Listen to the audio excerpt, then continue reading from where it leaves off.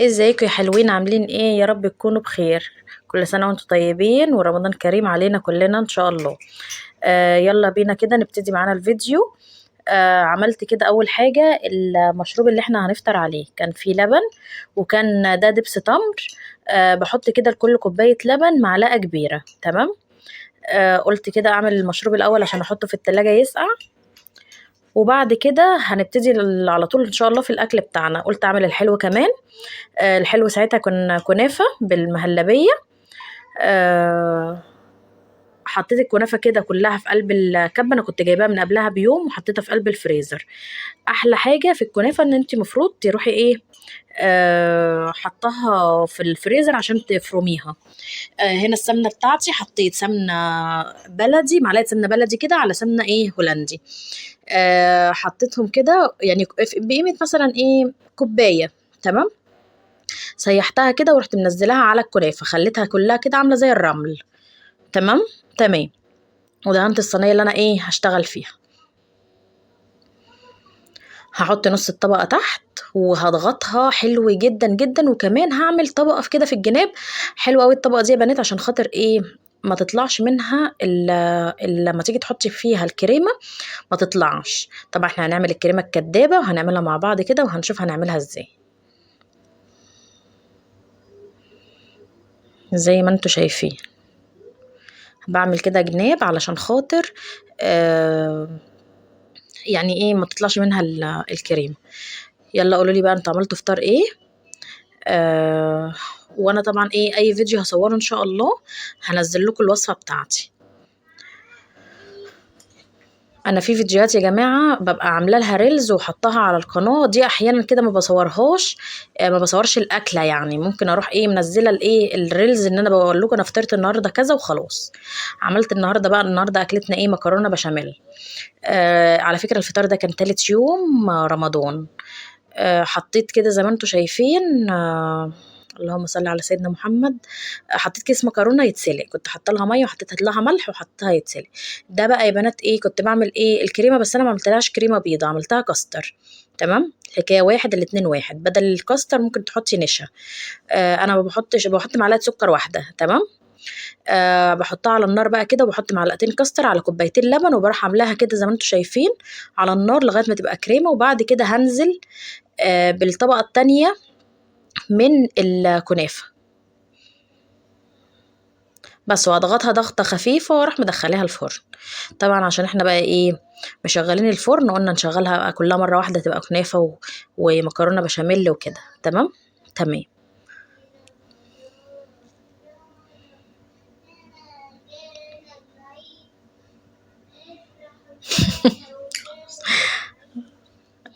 لا انا بتكلم على مكة، مكة صوتها هيبقى باين هنا وهي بتغني لاخوها. حطيت هنا كده على الوش طبقة سمنة، يعني طبقة معلقة سمنة كانت فايضة رحت حطها.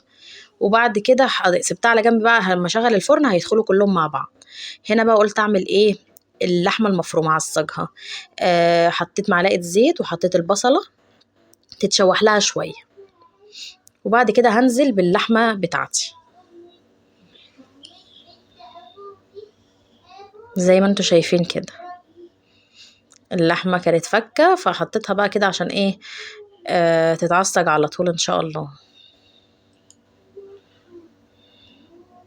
هسيبها على جنب بقى كده تشتغل مع نفسها. وهنا كده كنت ايه هعمل معايا الشوربة بتاعتي. طبعا رمضان بيبقى عايز شوربة مع سلطة. هعمل لكم سلطة حلوة قوي النهاردة هتعجبكم. حطيت معلقة زيت على معلقة سمنة بلدي وهشوح فيها الشوربة بتاعتي. حطيت هنا كده زي ما انتم شايفين بصلاية، وكنت مقطعة صدر فرخة هعملها شوربة كريمة بالفراخ.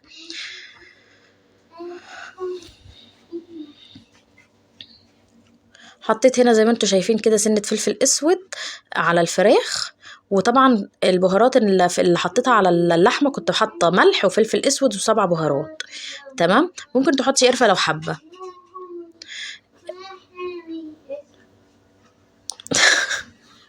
المهم حطيت هنا معلقة دقيق برضك كده مع الفراخ لما اديتها تشويحة. حطيت معلقة دقيق وبعد كده سبتها بقى ايه تكمل سواها يعني تغلي غلوة. وبعد كده بروح نازلة باللبن بس كده كده كده احنا ايه مشوحين الفراخ مسويينها يعتبر 90%. حطيت كده مع كوباية لبن وحطيت معلقة قشطة بلدي وحطيت مكعب مرقة عشان ما كانش عندي طبعا مرقة. لو عندك مرقة ما تحطيش المرقة المكعب المرقة ده. حلو تحطيه مكعب خضار حلو برضك تمام. بس انا طبعا عشان لسه فاضل وقت طبعا على على الفطار فبروح عامله الشوربه وركناها يعني يا دوبك يبقى فاضل لها غاليه كمان فاهمه. يبقى فاضل لها غاليه واحده اروح اغليها على الفطار بس. هنا بقى كده حطيت كل معلقه لبن هتعمليها للبشاميل بتحطي قدامها سمنه. يعني لو هتعملي 4 كوبايات لبن بتحطي 4 معالق سمنه. وحطيت هنا انا كنت عامله يعني حوالي 3 معالق ونص دقيق. انا بحط البشاميل بتاعي بيبقى مخففاه شويه يا بنات تمام. ورحت حاطه السمنه بتاعتي وبعد كده بروح نازله باللبن. اللبن بتاعي كنت حاطه كيلو لبن.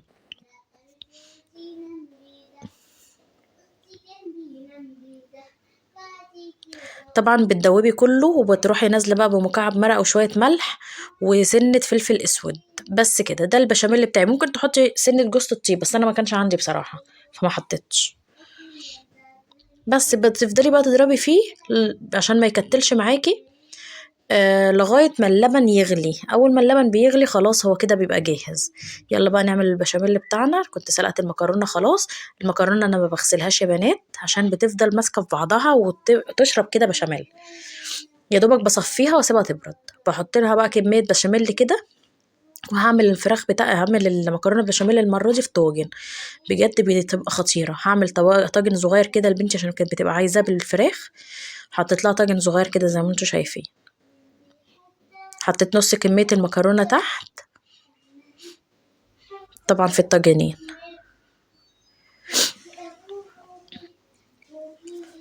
وحطيت طبقة الفراخ وحطيت عليها طبقة تانية من المكرونة. وهنا برضك هحط اللحمة بتاعتي بقى كده زي ما انتوا شايفين. اهم حاجة طبعا بتنضفي وانت شغالة علشان خاطر ايه البشاميل ما يتحرقش وبيخلي شكل الطاجن مش حلو. حطيت كده اللحمة بتاعتي المفرومة معصجة. وبعد كده كملت طبقة البشاميل المكرونة اللي بالبشاميل اللي في الآخر. وفي الآخر هحط طبقة حلوة بقى كده من البشاميل على الوش عشان يدي لون. ممكن بقى في الخطوة دي اختياري ممكن تسيبيها كده وممكن تحطي جبنة. ممكن تحطي انا ما بحطش الجبنه عموما على الوش خالص. حتى لو هحط جبنه بروح حطها تحت البشاميل. بحب البشاميل هو اللي يبقى على الوش. تمام. تمام. كده بقى هتخش الفرن هي وايه والكنافه. يا رب تبقوا صحيين معانا كده. دوت بقسماط عليه نشا وبس ما بحطش اي حاجه تانية. وطبعا البانيه انا كنت متبلاه بصراحه قبلها بيوم. لو عايزين التتبيله قولوا لي هعملها لكم تاني في فيديو تاني. بروح عاملاه كده كله وهحطه في التلاجة شويه. حسيت ان النشا بتاعها كتير شويه عن البقسماط. رحت حاطه له كده حبه بقسماط تاني. انا بحب البقسماط اللي هو الريتش بيك ده قوي. بيبقى طعمه جميل جدا. هعمل الكميه كلها. هعملها كلها كده وهحطها بس في التلاجة ايه تجمد شويه عشان الطبقه تمسك عليها ما تفرخش يعني ما تسيبش البانيه.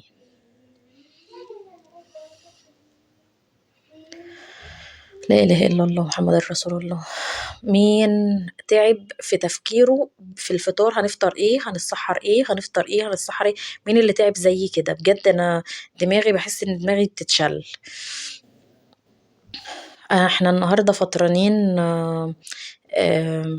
عامله صينيه بطاطس ورز بالشعريه. وعملت فراخ في الفرن بس مش عارفه بقى بكره هنعمل ايه بصراحه فكروا معايا.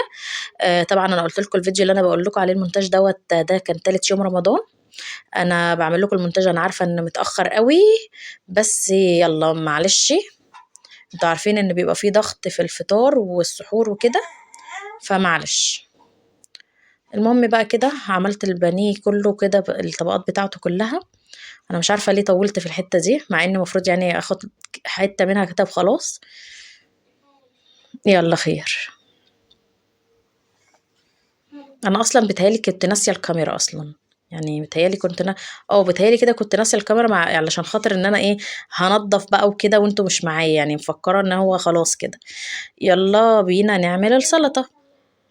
هنعمل الdressing بتاع السلطة حطيت كوباية زبادي، وعندي هنا مايونيز هاحط مثلًا بردك منه كده يعني كوباية صغيرة بردك مايونيز قد بقى كوباية الزبادي يعني، عصرة ليمونة، هاشيل بس البذر بتاعها علشان ما تجيش في بُق حد وتضايقه، زي ما أنتم شايفين. كنت جايبة الخلطة دي خلطة للسلطة، يعني تتبيلة للسلطة ومعلقة خل، تمام. مش عندِك حطي سِنّة كمون، سِنّة كزبرة، آآ شوية ملح، يعني تمام. لو مش موجودة حطي كده، معلقة عسل نحل، هاقلّبهم على بعض كويس، وهاعمل السلطة دي. كان ده خيار وطماطم، يُفضّل الطماطم الcherry طبعًا، وجزر وكابوتشا، وباحط هنا علبة ذرة. الذرة دي كان طعمها حلو جدًا، السلطة دي كانت طعمها في مكان تاني بصراحة، حلوة جدًا، جدًا، جدًا، وعايزة أقول لكم إن هي ما باتتش أصلًا، يعني كل الطبق ده ما شاء الله اتاكل.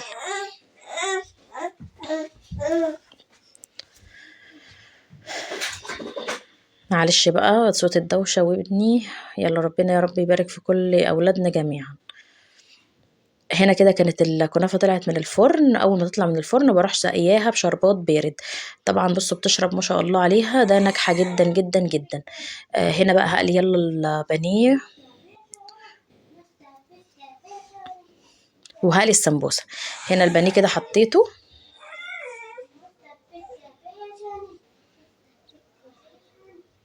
ما شاء الله الشريحة حلوة، والتتبيلة كانت خطيرة. هاقلي سمبوسة كده زي ما أنتم شايفين.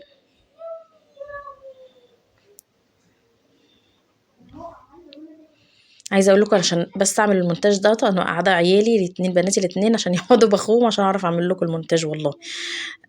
يالّا خير. كده البانيه بتاعي بقى كده هاقليه الكمية كلها، ويالّا بينا أوريكم الفطار بتاعنا.